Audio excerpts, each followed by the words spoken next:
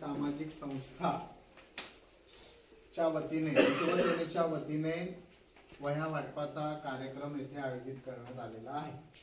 या कार्यक्रमाला विचारपीठावर केदार चव्हाण सचिव जिजाऊ शैक्षणिक सामाजिक संस्था म्हणजे मी स्वतः, त्यानंतर मोहन पाडावे सर राष्ट्रीय कबड्डी पंच, दैनिक सकाळचे पत्रकार राजेंद्र बाईत, उन्हाळे गावचे पोलीस पाटील श्री प्रकाश पुजारे, सन्माननीय गोपाळ गोंडाळ, सन्माननीय सुभाषजी नवाळे, उमेश शिवगण, सन्माननीय गणेश पाष्टे, सन्माननीय राजू कारशिंकर, सन्माननीय सुधीर जी विचारे, सन्माननीय दिलीप नलावडे, सन्माननीय साईराज कोलते, ॲडव्होकेट निखिल तेरवणकर, बरोबर सगळे झाले,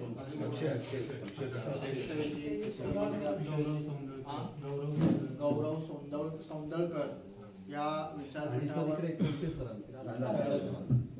विचारपीठावर उपस्थित आहेत। जिजाऊ शैक्षणिक सामाजिक संस्थेच्या माध्यमातून आम्ही येथे आज वह्या वाटप करण्यासाठी आलो आहोत। खरं तर तुम्हाला जरी वह्या देणार असलो तरी फक्त तुम्हाला वही देणं इतपत आमचा उद्देश मुळीच मर्यादित नाही।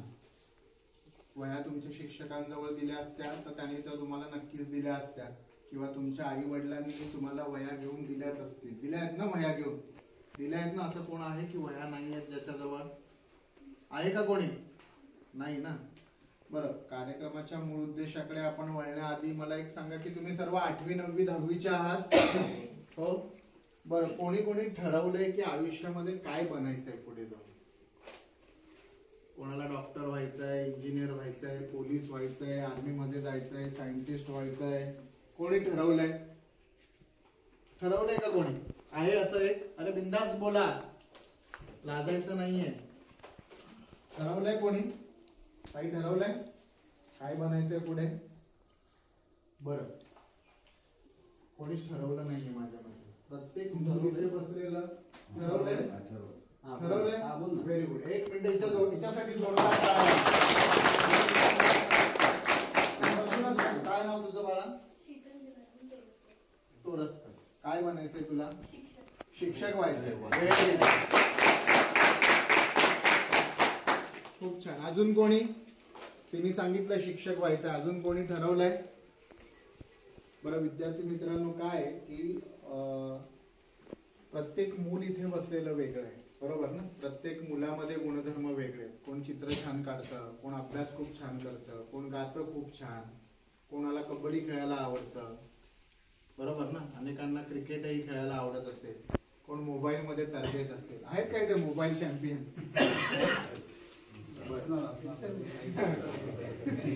प्रत्येकामध्ये गुणधर्म वेगळे। काय की आपल्यातले सुप्त गुण विद्यार्थी मित्रांनो तुम्ही तुमच्या पालकांनी ओळखले पाहिजे। आपल्या आवडी निवडी तुम्ही जाणून घेतल्या पाहिजे, आणि त्या आवडी निवडी जाणून त्या प्रकारे तुम्हाला आवडत्या विषयाचं ध्येय तुम्ही निश्चित करणं गरजेचं आहे। म्हणजे काय तर मला पोलीस बनायचंय, मला IAS अधिकारी बनायचंय, मला IPS अधिकारी बनायचंय, जसं ताईने सांगितलं मला शिक्षक बनायचंय, मला गणित तज्ञ व्हायचंय, मला सायंटिस्ट व्हायचंय। माझ्या मते ह्या शाळेमध्ये तुम्ही आजूबाजूच्या गावांमधून येत असाल, बस पकडून येता का चालत येता? अनेक विद्यार्थी बस पकडून येत असतील, चालत येत असतील। सकाळी शाळा कितीची असते तुमची? 10ची। 10ची शाळा असेल तर तुम्हाला सकाळी लवकर उठावं, 6-7 वाजता उठावं लागत असेल। त्यानंतर तुमचं दप्तर भरावं लागत असेल, घरातली कामं उरकावी लागत असतील, आणि त्यानंतर तुम्ही चालत किंवा बसनी जर येत असाल तर समजा तुमची बस 9ची असेल तर 9ला 5 मिनिटं 10 मिनिटं असताना तुम्ही बसच्या साठी जाऊन वाट बघत असाल, बरोबर ना?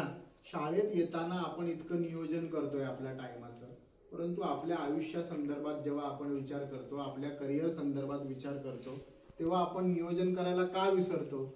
आपल्याला का असं वाटत नाही का आपलं आयुष्य आपल्याला व्यतीत करायचंय, आपलं करिअर आपल्याला घडवायचंय, तर त्या संदर्भातलं नियोजन आपण आधीच करून ठेवलं पाहिजे, असं का आपल्याला वाटत नाही? खरं तर आमचे सांबरे साहेब नेहमी सांगतात की तुम्ही मोठी स्वप्न पहा, तुम्ही इंजिनियर व्हाल, डॉक्टर व्हाल, सायंटिस्ट व्हाल, गणित तज्ञ व्हाल। त्या दृष्टिकोनातून तुमच्यामधले विविध गुणधर्म ओळखून तुम्ही स्वप्न पहा, नुसती स्वप्न न पाहता त्या स्वप्नांसाठी, त्या स्वप्नांच्या दृष्टिकोनातून ज्या ज्या गोष्टी लागणार आहेत त्या त्या गोष्टींची माहिती मिळवा. आणि नुसती माहिती मिळवून थांबणार नाही, तर त्या दृष्टिकोनातून तुम्ही दिवस रात्र परिश्रम करणं आणि अभ्यास करणं गरजेचं आहे. तुम्ही 8वी 9वी 10वीचे विद्यार्थी आहात, म्हणजे साधारण 14 15 16 वर्षाचे वयाचे आहात तुम्ही. पुढची 10 वर्ष तुमच्या आयुष्याची दिशा देणारी ठरणार. या 10 वर्षात तुम्ही ठरवलं, म्हणजे लवकर तुम्ही ठरवलं की तुम्हाला काय बनायचंय, त्या संदर्भात तुम्ही माहिती गोळा केली, प्रयत्न केला, तर पुढच्या 10 वर्षानंतरचं संपूर्ण आयुष्य यशस्वी पद्धतीने, चांगल्या पद्धतीने तुम्हाला व्यतीत करता येणार आहे. परंतु जर तुम्ही तुमचं ध्येय निश्चित नाही केलं, मित्रांनी सांगितलं, मैत्रिणींनी सांगितलं म्हणून तुम्ही आर्ट्सला गेलात, कॉमर्सला गेलात, सायन्सला गेलात, तुमच्या आवडीनिवडी तुम्ही विचारात नाही गेल्यात, तर पुढचा तुमचा 10 वर्षाचा कालखंड हा तुम्हाला मुंबईला 10वी 12वी नंतर मुंबईला जाऊन मग रिक्षा चालवणं, मजुरी करणं, हॉटेलमध्ये काम करणं, अशा प्रकारे व्यतीत करावा लागू शकतो. म्हणून ह्या वह्यांच्या माध्यमातून आम्ही तुमच्यापर्यंत आलो आहोत की बाळांनो, तुम्ही तुमची स्वप्न पहा. स्वप्न नुसती 10वी 12वी शिकून मुंबईला जाण्या इतपत मर्यादित न ठेवता मोठी स्वप्न पहा.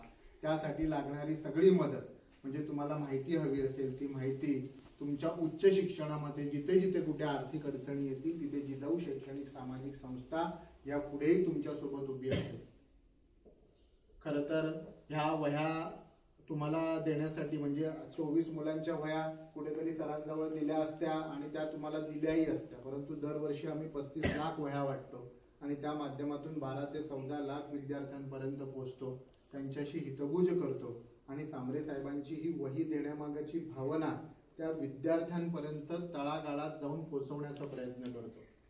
जिजाऊ संस्थेचे उपक्रम जे आहेत ते हे वहीपुरते मर्यादित नाही आहेत.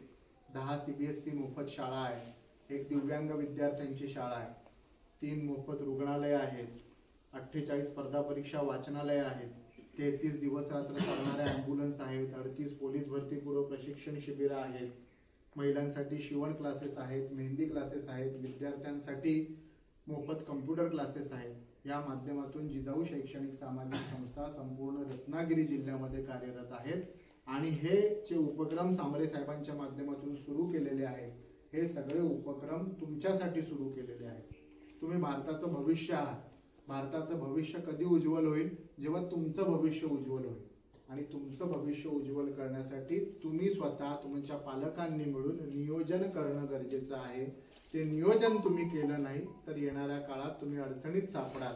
म्हणून तुम्हाला हा संदेश देण्यासाठी या वह्यांच्या माध्यमातून तुमच्यापर्यंत आम्ही आलो आहोत. मगाशी म्हटलं आपण मोबाईल किंग असतो सगळेजण. रील स्टार आहे का कोणी? रील स्टार मोबाईल मध्ये आपण 4-4 5-5 तास घालवतो, बरोबर ना? आयुष्यातला महत्वाचा वेळ आपला मोबाईल मध्ये चाललाय. आपल्या आईच्या स्पर्शाची जागा सुद्धा मोबाईलने घेतली. पहिल्यांदा बाळ रडलं तर आई उचलून घ्यायची, आता बाळ रडलं तर आपण काय करतो? हातात मोबाईल देतो ना, हे घे मोबाईल पण शांत राहा. आपल्या आईच्या स्पर्शाची जागा सुद्धा मोबाईल घेतो. येणाऱ्या काळात आपल्याकडे उपलब्ध टेक्नॉलॉजीचा वापर आपण कसा करतोय, कशासाठी करतोय, कितपत करतोय, कशा पद्धतीने करतोय आणि कशा रीतीने करतोय, याचा जर विचार गांभीर्याने विद्यार्थी मित्रांनो तुम्ही ह्या वयात केला नाही तर येणारा काळ आपल्या सर्वांना माफ करणार नाही. आणि एकदा वेळ निघून गेली की ती वेळ तुमच्या आयुष्यात परत कधीच येणार नाही. हे जे शाळेचे दिवस आहेत, ही 8-10 वर्ष 5 वर्ष निघून गेली, तुम्ही किती जाऊन पुढे उहापोह केला. म्हणजे अनेक लोक सांगतात की परिस्थिती अभावी मला शिकता आलं नाही, माझ्यात हुशारी होती पण मला हे करायचं होतं पण योग्य वेळी मार्गदर्शनच मिळालं नाही. तुम्हालाही असं जर तुम्ही योग्य वेळेचं नियोजन केलं नाही, तुमच्या आयुष्याचं नियोजन केलं नाही, तर पुढे तुम्हालाही या समस्यांचा सामना करावा लागेल. ग्रामीण भागातल्या विद्यार्थ्यांना अभ्यास करताना, आपलं शैक्षणिक करिअर घडवताना अनेक अडचणी येतात. तुमच्याही अनेक अडचणी असतील, कोणाची परिस्थिती नसेल, अनेक प्रॉब्लेम, वेगवेगळे प्रॉब्लेम असतात. आमच्याकडे दिव्यांग विद्यार्थ्यांची एक शाळा आहे.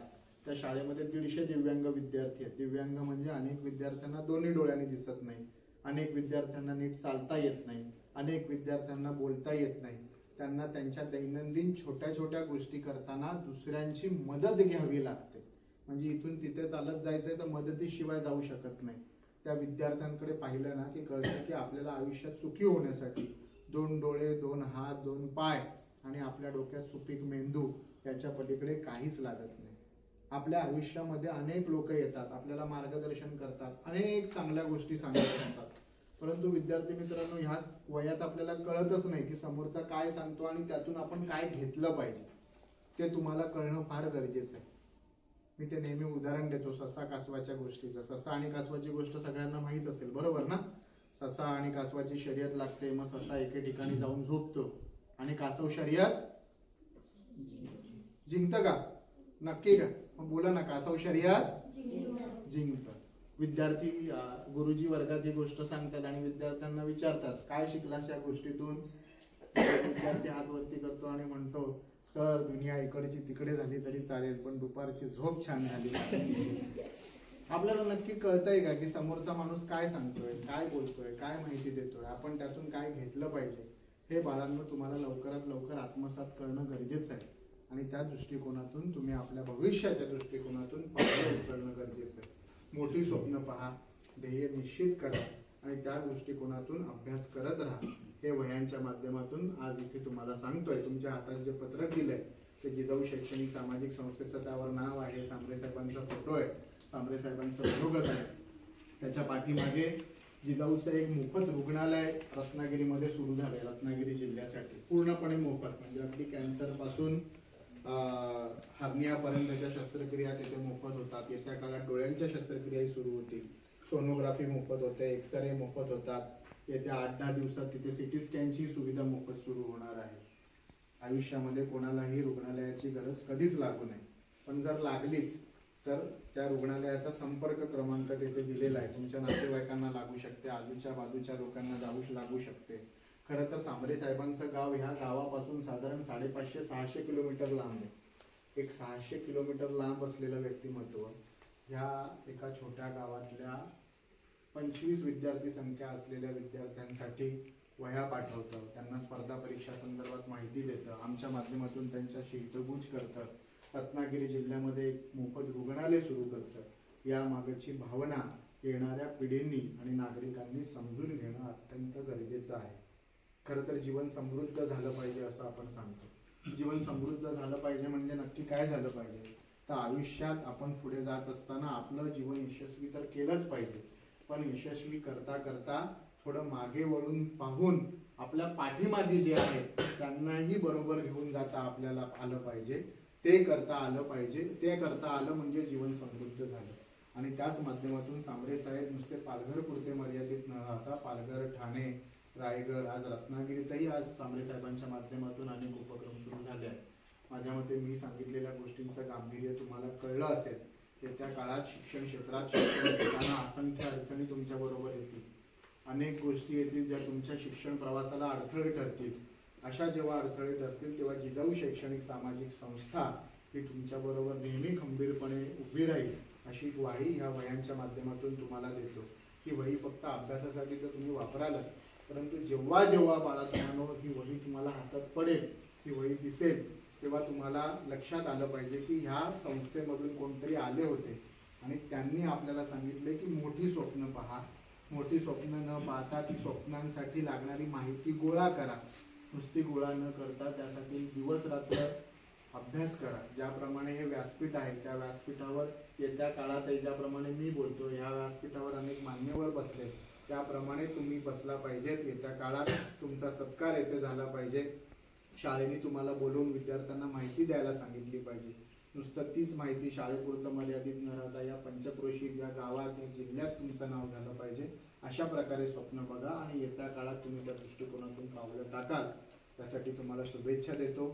सरांनी आम्हाला इथे वह्या वाटण्याची संधी उपलब्ध करून दिली. छोटेखानी कार्यक्रम आयोजित केला, सुंदर कार्यक्रम आयोजित केला. ह्या शाळेत जरी विद्यार्थी संख्या कमी असली तरी काही शाळांमध्ये गेल्यावर फार आनंद भेटतो आणि तो आनंद ह्या शाळेमध्ये येऊन भेटला, मनापासून भेटला. तुम्ही शांतपणे ऐकून घेतलं.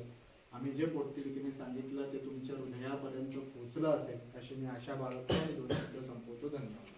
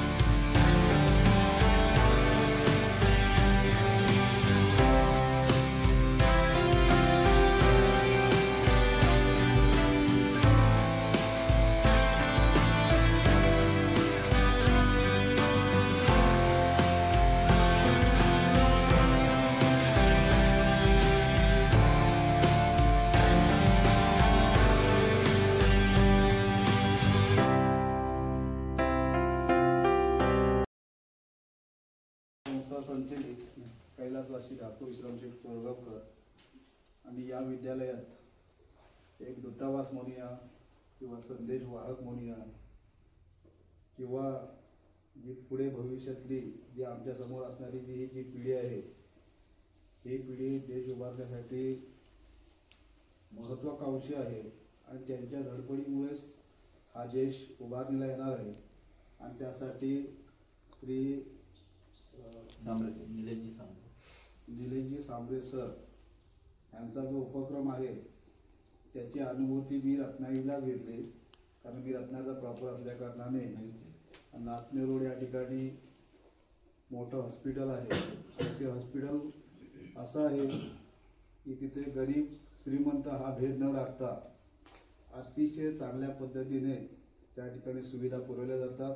पण मला फक्त तेवढंच माहीत होतं, परंतु आज त्यांचे या ठिकाणी पदाधिकारी आलेले आहेत, एक दूतावास आलेले आहेत. त्यांच्या मदतीने मला आता कळलं की त्यांचं जे कामं आहे ही फक्त तेवढ्या भागापुरतं सीमित न राहता त्यांनी अखंड एखादा म्हणतात ना विश्वाला व्यापून टाकावं अशा प्रकारचं त्यांचं हे काम आहे. आणि त्यांनी ह्या वह्या एक निमित्त असतं, पण त्या वह्यांच्या निमित्ताने तुम्हाला दिलेली जी पॅम्पलेट आहे त्या पॅम्पलेटमध्ये वाचल्याच्या नंतर तुमच्या नक्कीच लक्षात येईल विद्यार्थी मित्र, माणूस हा आपोआप घडत नाही, तर त्याच्या जडणघडणीमध्ये किती लोकांचा वाटा असतो हे एक ज्वलंत उदाहरण आपल्यासमोर दिसतं आहे. आणि अशाच प्रकारचं ह्या वह्यांच्या माध्यमाच्या मदतीने तुम्ही सुद्धा तुमचं जीवन उज्ज्वल कराल. आणि हे निलेश सांबरेंसारखे श्री निलेश सांबरेंसारखे तुम्ही सुद्धा चांगल्या पद्धतीने देशाच्या वाटचालीमध्ये किंवा देशामध्ये तुम्ही हातभार लावाल एवढी मी त्यांना ग्वाही देतो आणि मी या ठिकाणी थांबतो. जय हिंद, जय भारत.